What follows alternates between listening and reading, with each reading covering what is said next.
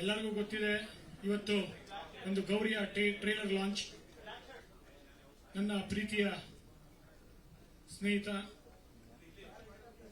ನನ್ನ ಈ ಸಿನಿಮಾ ಬರೋಕ್ಕೂ ಮುಂಚೆ, ಅವರು ಸೂಪರ್ ಸ್ಟಾರ್ ಆಗೋಕ್ಕೂ ಮುಂಚೆ, ಹೀರೋ ಆಗೋಕ್ಕೂ ಮುಂಚೆ ನಮ್ಮಿಬ್ಬರ ಒಂದು ಗೆಳೆತನ, ಒಂದು 25-30 ವರ್ಷದ ಗೆಳೆತನ.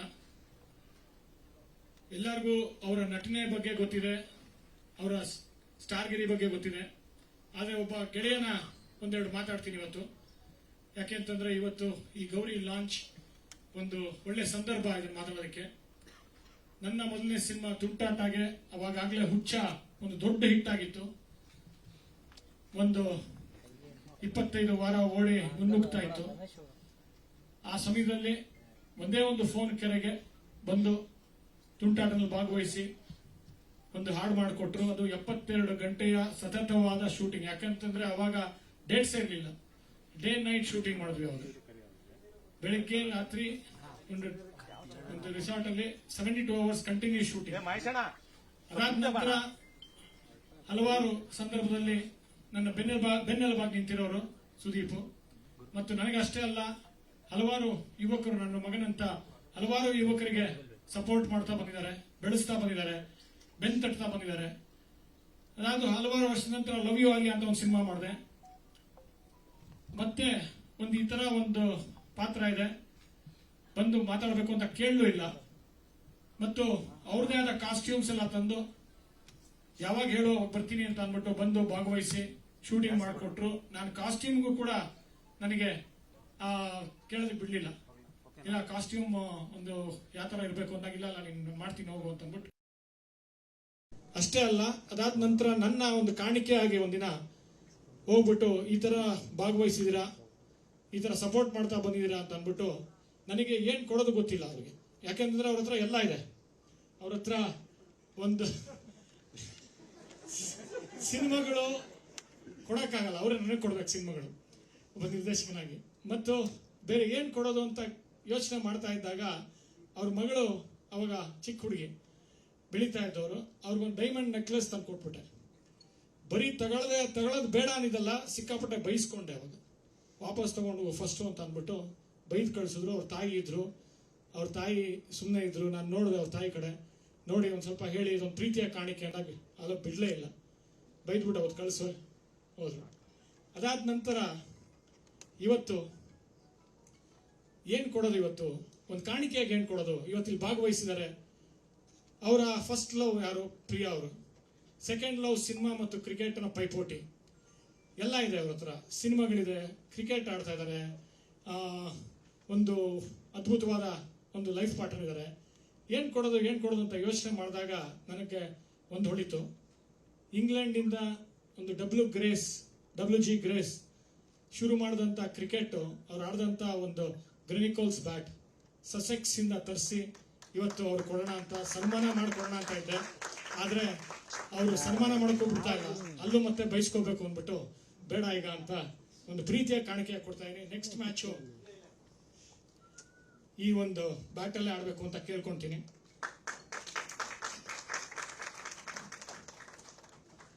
It's a limited edition for a limited edition Sudeep.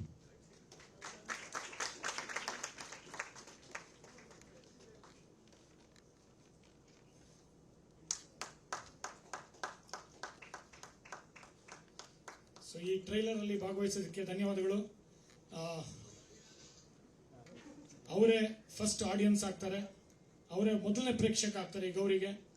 ಯಾಕೆಂತಂದ್ರೆ ಆ ತರ ಒಂದು ಬೆನ್ನೆಲುಬಾಗಿ ನಿಂತಿದ್ದಾರೆ ನನ್ನ ಜೀವನದಲ್ಲಿ.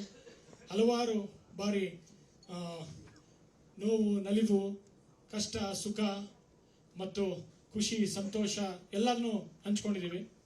ಈ ಒಂದು ಕಾರ್ಯಕ್ರಮಕ್ಕೆ ಭಾಗವಹಿಸೋದಕ್ಕೆ ಥ್ಯಾಂಕ್ ಯು. ಮತ್ತೆ ಬೈಯೋದಕ್ಕೆ ರೆಡಿ ಆಗಿದ್ದಾರೆ, ಕಾಲು ಎಳೆಯಕ್ಕೆ ರೆಡಿ ಆಗಿದ್ದಾರೆ. ಸೊ ಒಂದು ಸ್ವಲ್ಪ ಕಡಿಮೆ ಕಾಲು ಎಳೀರಿ. ಒಂದು ಅವರು ಈ ಟ್ರೈಲರ್ ಬಗ್ಗೆ. ಅದಕ್ಕೂ ಮುಂಚೆ ನಮ್ಮ ರಮೇಶ್ ರೆಡ್ಡಿ ಅವರು ಬಂದಿದ್ದಾರೆ ಇವತ್ತು. ನಮ್ಮ ರಮೇಶ್ ರೆಡ್ಡಿ ಅವರ ಒಂದು ಸಪೋರ್ಟು ಮರೆಯೋಕ್ಕಾಗಲ್ಲ. ಯಾಕೆ ಅಂತಂದ್ರೆ ಅವರೇ ಒಂದು ಅವ್ರ ಮಾತಲ್ಲಿ ಹೇಳ್ತಾರೆ. ಯಾಕೆಂದ್ರೆ ಅವರು ಈ ಸಿನಿಮಾಗೆ ತುಂಬಾ ನನಗೆ ಸಪೋರ್ಟ್ ಮಾಡ್ತಾ ಬಂದಿದ್ದಾರೆ. ಒಂದು ದೊಡ್ಡ ಪ್ರೊಡ್ಯೂಸರು, ನನ್ನ ಸ್ನೇಹಿತ, ಗೆಳೆಯ ಮತ್ತು ಒಂದು ದೊಡ್ಡ ನಿರ್ಮಾಪಕ ಇವತ್ತು ಬಂದು ಈ ಒಂದು ಕಾರ್ಯಕ್ರಮಕ್ಕೆ ಭಾಗವಹಿಸಿದ್ದು ಧನ್ಯವಾದಗಳು ಸರ್. ಮತ್ತು ನಿಮ್ಗೆ ಒಳ್ಳೇದಾಗಲಿ. 45 ಅಂತ ಒಂದು ಸಿನಿಮಾ ಮಾಡ್ತಾರೆ. ಅದಾದ ನಂತರ ಗಾಂಧೀಜಿನೂ ಯಾರೋ ಹೇಳಿದ್ದು ನೆನಪಾಗ್ತಾ ಇದೆ, ನೀವೇನೋ ಜೀವನದಲ್ಲಿ ಯಶಸ್ಸು ಕಾಣಬೇಕು ಅಂದರೆ ಅಥವಾ ಸಂತೋಷವಾಗಿರ್ಬೇಕು ಅಂತಂದ್ರೆ ನೀವೇನಾರ ಮಾಡಿ, ಒಬ್ಬ ಡಾಕ್ಟರ್ ಇರಬೇಕು, ಒಬ್ಬ ಲಾಯರ್ ಇರಬೇಕು ಅಂತ. ಯಾಕೆ ಅಂತಂದ್ರೆ ನೀವು ಎಷ್ಟೇ ಪಾರ್ಟಿ ಮಾಡಿ ಒಬ್ಬ ಡಾಕ್ಟರ್ ಹತ್ರ ತೋರಿಸ್ಕೊಂತೀರಾ, ಏನೇ ಅದರೇ ಸಿಕ್ಕಾಕೊಳ್ಳಿ, ಒಬ್ಬರು ಲಾಯರ್ ಬೇಕು ನಿಮಗೆ ಜೀವನದಲ್ಲಿ. ಸೊ ಆ ಥರ ನನ್ನ ಒಂದು ಪತ್ರಿಕೋದ್ಯಮ ಜೀವನದಲ್ಲಿ, ಸಿನಿಮಾ ಜೀವನದಲ್ಲಿ ಒಬ್ಬ ನನ್ನ ವಯಸ್ಸಲ್ಲಿ ನನ್ನ ಚಿಕ್ಕವರಾದರೂ ಕೂಡ ಒಂದು ಹಿರಿಯರಾಗಿ ನನಗೆ ಅಡ್ವೈಸ್ ಮಾಡ್ತಾ ಬಂದಿರೋರು ಶ್ಯಾಮ್ ಸರು.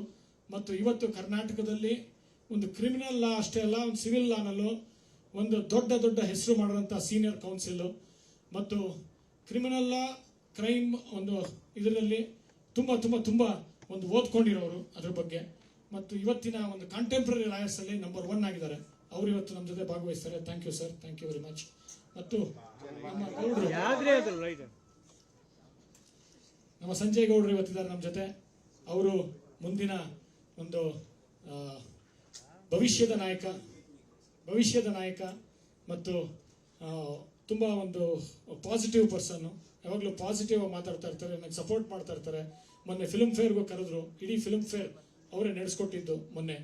ಸೊ ಅದನ್ನು ನಾನು ಹೋಗೋಕ್ಕಾಗಿಲ್ಲ ನನ್ನ ಒಂದು ಬ್ಯುಸಿ ಒತ್ತಡದಲ್ಲಿ. Thank you sir.